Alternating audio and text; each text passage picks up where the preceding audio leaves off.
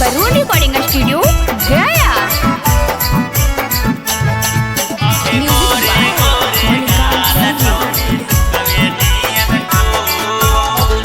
नहीं तू लहंगा महंगा लगही जिला तो नहीं तू लहंगा महंगा लगही जिला तो आगे हाँ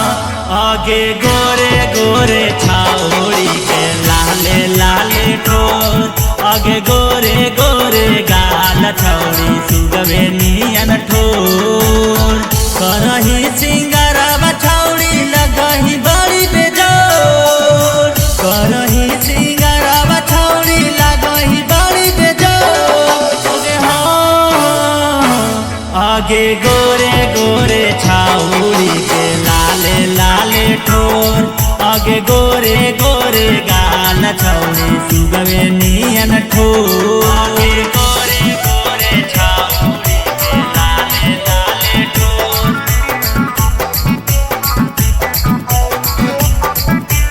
लाले लाले ठोर म्यूजिक बाय मोनिका सुनी। आगे गोरे गोरे गाल छौड़ी सुगवे नियन ठोर घुमहिया अकेले बजरिया लगही कामा लगे के करामू ऐमी के छौड़ी के करबन भी लगे के करबन भी लगे घुमहिया अकेले बजरिया लगही कामा लगे के करामू ऐमी के छौड़ी के करबन भी लगे चलही डहरिया के छौड़ी पातर कमरिया तोर चलही डहरिया के छौड़ी पातर कमरिया तोर आगे हाँ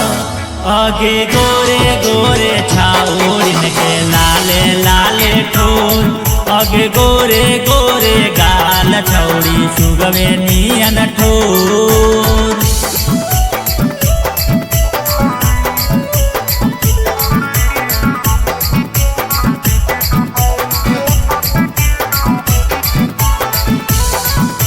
म्यूजिक बाय मोनिका सुनी।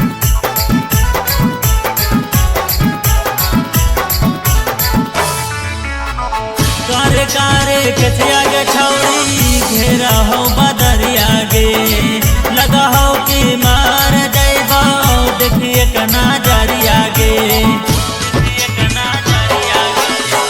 कारे कारे कथिया गे छौड़ी घेरा हो बदरिया गे लगा हो कि मार जैबा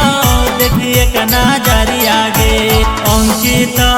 के सवा छौड़ी हकौ दीवाना अंकितारा के सवा छौड़ी हकौ दीवाना तो आगे हाँ आगे गोरे गोरे छाउड़ी के लाले लाले ठोर आगे गोरे गोरे गाल छौड़ी सुगवे नियन ठोर।